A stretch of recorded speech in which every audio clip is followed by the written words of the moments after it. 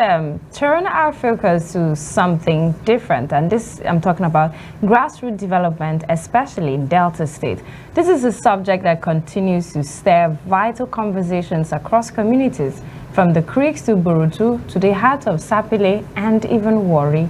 The question on many lips is, how far-reaching are government policies when it comes to transforming lives at the community level? Are the voices in our towns and villages being heard? And what steps are being taken to bridge the gap between government intentions and everyday realities? Joining us virtually to shed light on this matter is someone deeply involved in driving local engagement and inclusive growth across Delta State. He occupies a strategic office positioned to ensure that development is not just spoken about in the state capital, but felt in every ward and chapter of the state. He is Dr. Toyin Agbolayah, the Senior Special Assistant to the Governor on Community Development. Good afternoon and welcome to the program, sir. Thank you for joining us, sir. Good afternoon. Thanks for having me. But point of correction, I am not the Senior Special Assistant. I am Special Advisor to the Governor on Community Development. Okay, sir. Thank you, Special Advisor to the Governor on Community Development. Okay, sir. Well, we're looking at grassroots development, and talking about grassroots development, we understand that there are several policies set out by the state government, and we also understand that there are activities that are supposed to be carried out by the local government chairman. Let's start by understanding, is there some level of understanding between the state governor and the local government chairman, such that there is no rift on whose job it is to engage in some community projects and activities?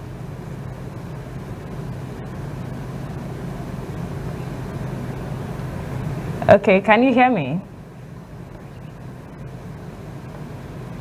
All right, let's take a break while we try to sort out the audio, and then we'll get back on the program. Stay with us. Step into the heartbeat of the world, where news meets real talk. From breakthroughs in diplomacy to humanitarian challenges and scientific milestones, Global Digest takes you beyond the headlines and straight to the heart of the matter. I am Amma Marcus. Be a part of the world unfolding stories at 3 p.m. on ADBN, channel 258 on DSTV, and Star Times, channel 140. Global Digest, your window to the world's current affairs, only on Advocate Broadcasting Network. In a world of overwhelming voices where everyone has different opinion on different issues, it is important that we bring the core issue to the fore. Join me, Nancy Banigo, on Softline as we lend our voices to inform and influence your thoughts and actions. This is not just mere talk, it is an evocative program that touches the core of our existence.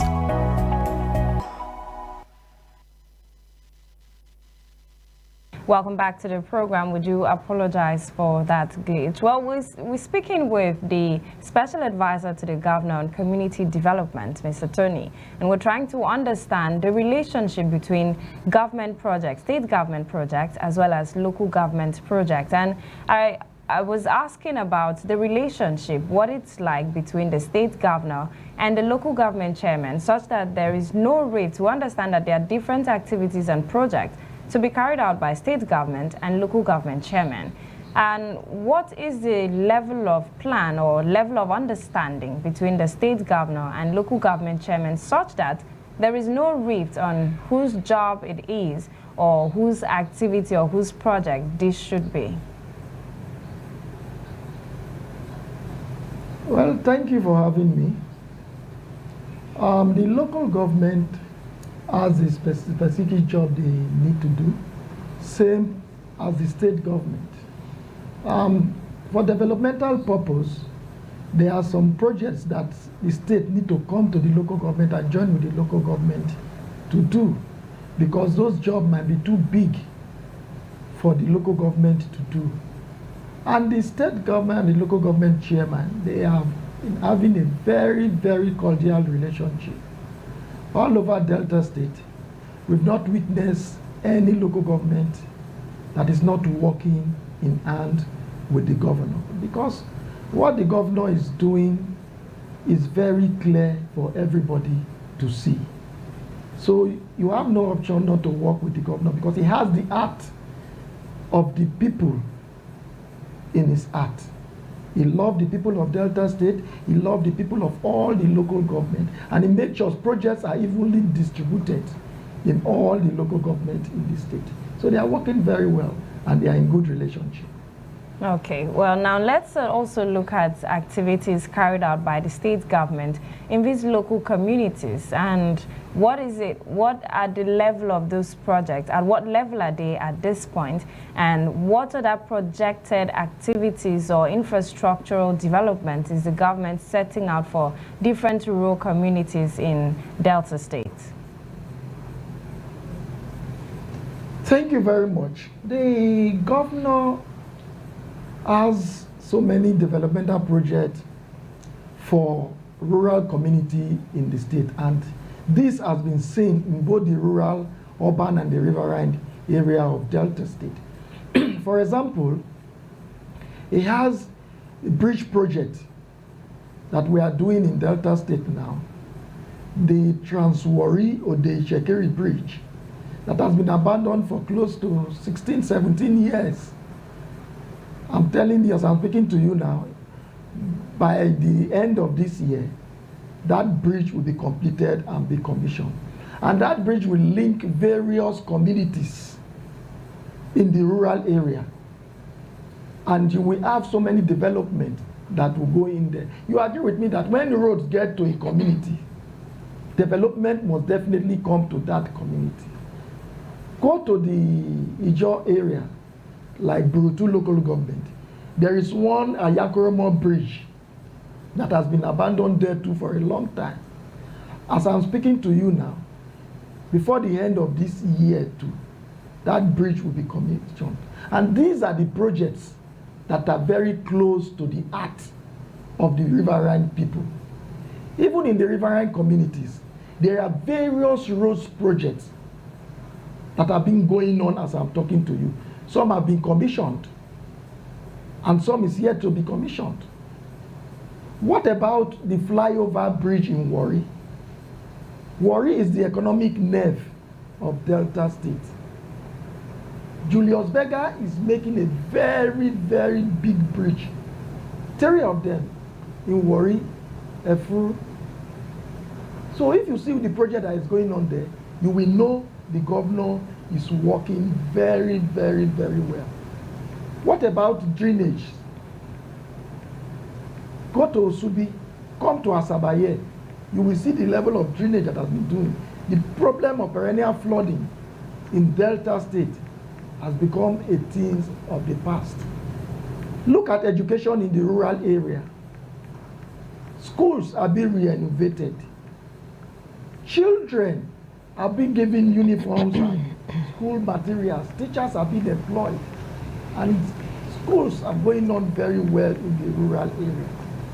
So you see, even we're talking about agriculture.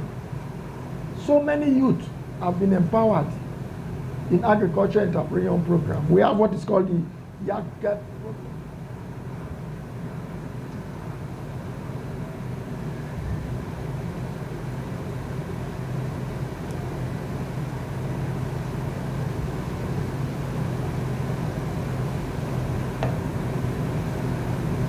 Telling you, very soon, Delta State will be exporting food, agricultural products from Delta State to outside world for us to have some foreign exchange. So there are so many policies the government of Delta State has put in place to bring development to Delta State and the rural community.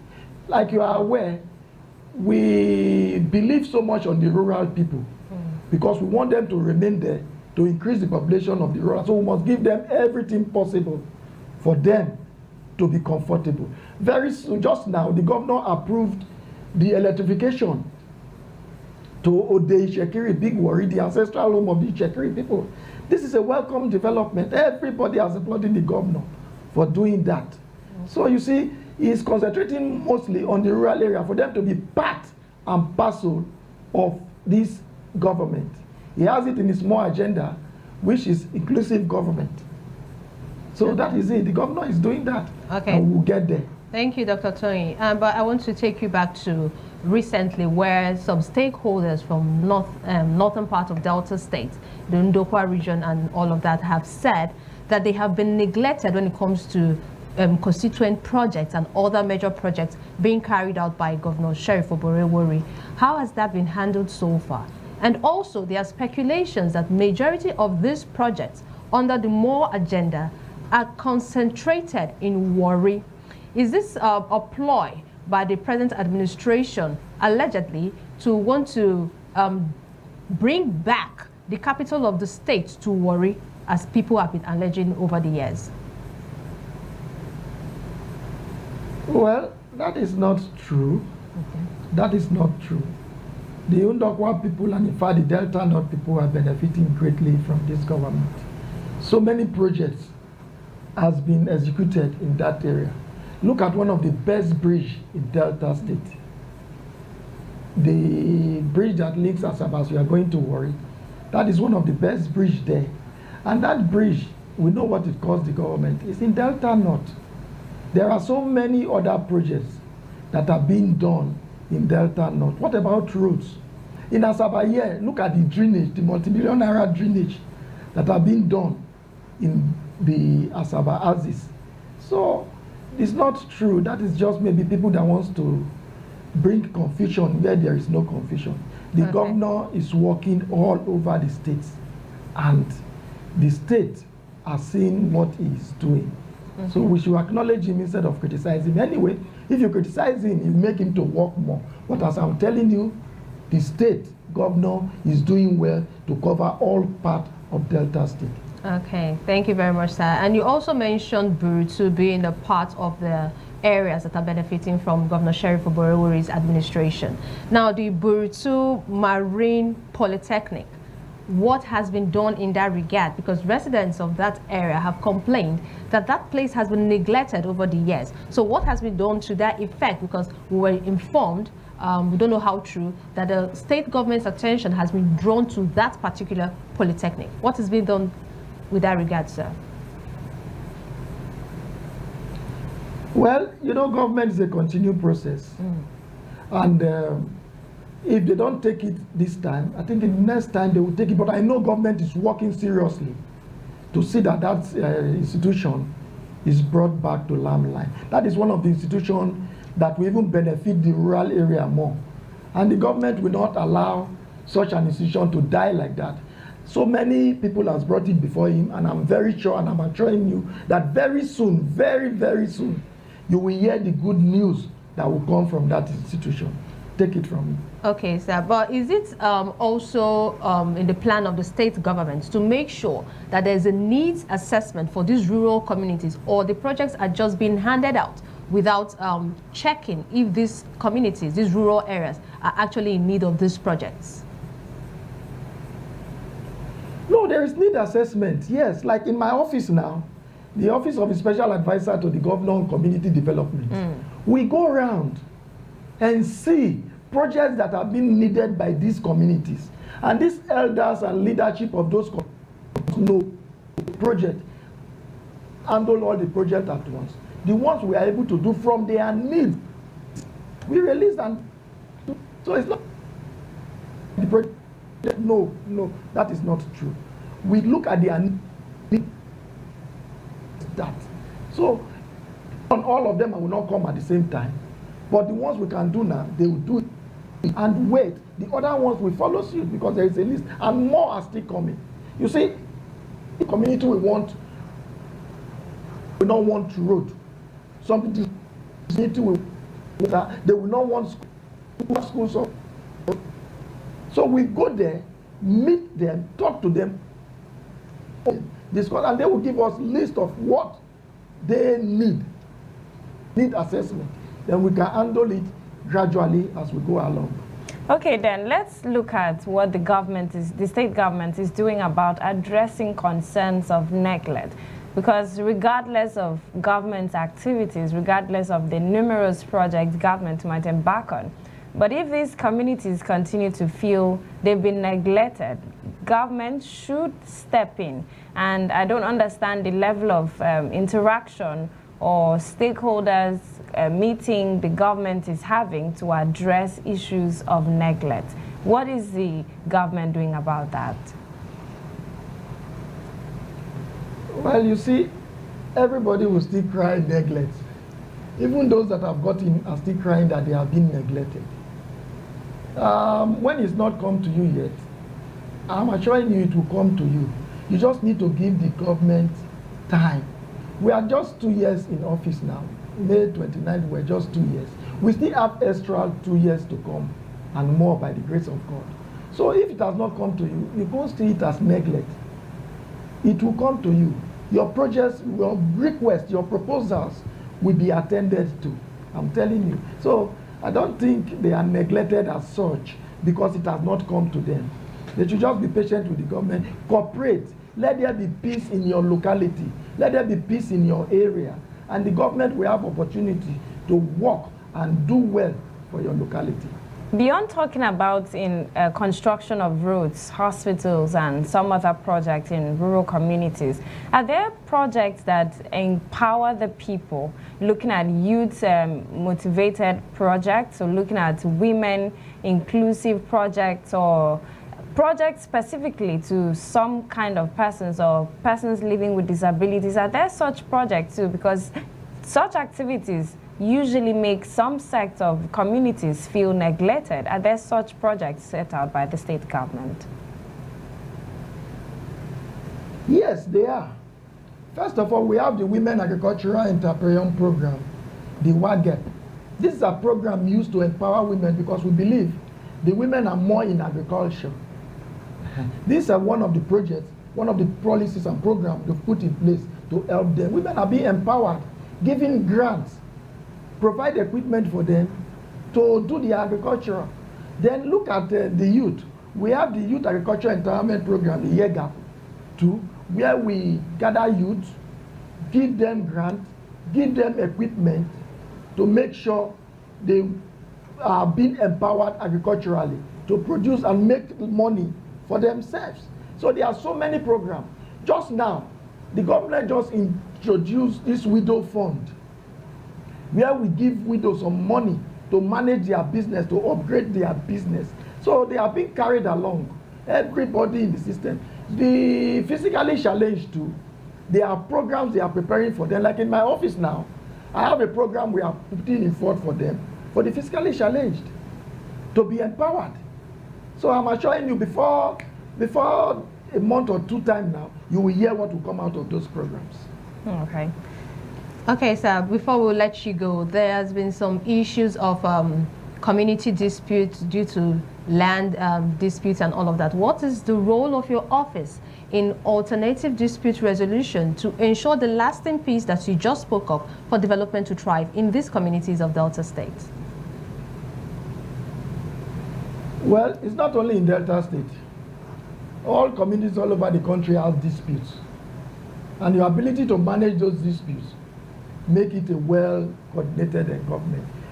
Well, from my office, if there is community disputes, community development, we always go in there to make sure we bring in peace.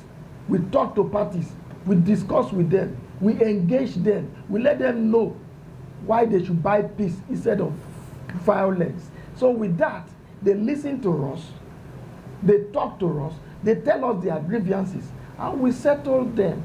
So community dispute is one of the things that is in the community, and we are working towards getting it being resolved as soon as possible so that it will not disturb the developmental project that the government is putting in place for them. Okay, you know, so what's the response? What's the response to your engagement? What's the response to your engagement with regards to community settlement in Warri South? Development can only strive in the area of peace. If there is no peace, development cannot come in. So that is the position. The government is doing everything possible to make sure there is peace through interaction, town hall meeting, negotiation, and talking to the people to maintain peace. All right. Thank you very much, Dr. Toyin Agbolayah, the Special Advisor to the Governor on Community Development. Thank you for your time on Niger Delta Today. Thank you so much, sir. Thank you for having me. Thank you.